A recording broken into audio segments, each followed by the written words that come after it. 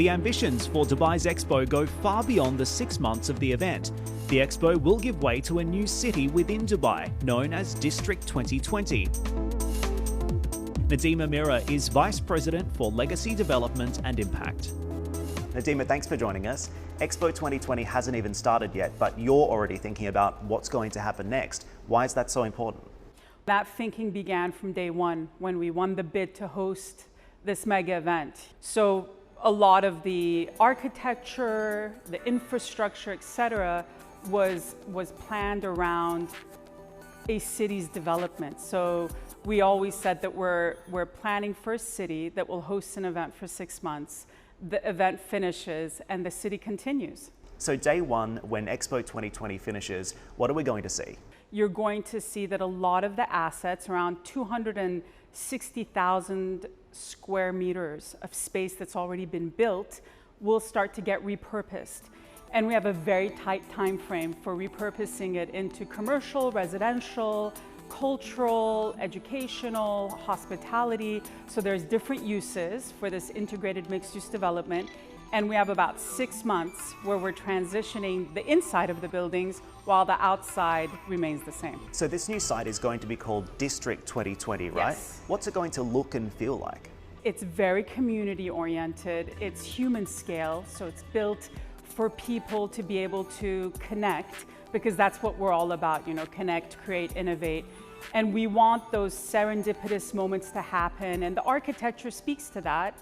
And so we have these beautiful buildings, such as the Sustainability Pavilion becomes a Children and Science Center called Terra, and that's almost ready to go from day one.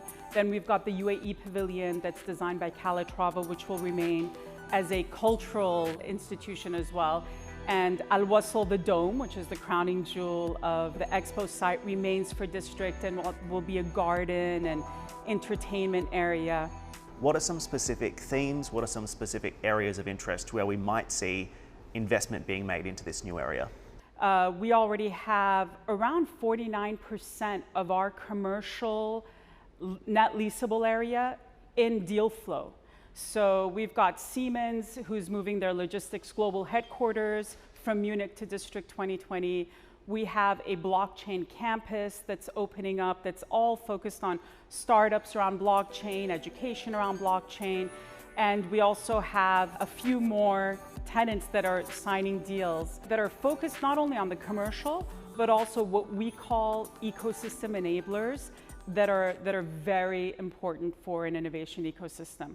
It's also really important when you look at some of the mistakes that other countries have made in the past when it comes to these major capital works program. Think of the Olympic Games, for example, where buildings sit either unused or in ruins. How important was it for you to avoid some of those mistakes that other cities have made in the past?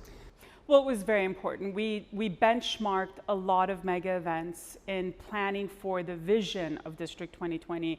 We're positioning it as the innovation district of Dubai. We're supporting the UAE's vision towards sustainable development by focusing on key growth industries and the technologies that support those industries. So it's about collaboration. And through collaboration, you've got innovation, new industry growth, job creation. And that's the true legacy, is what we do with the site that will impact the economic development of not only Dubai, but the UAE and hopefully the region.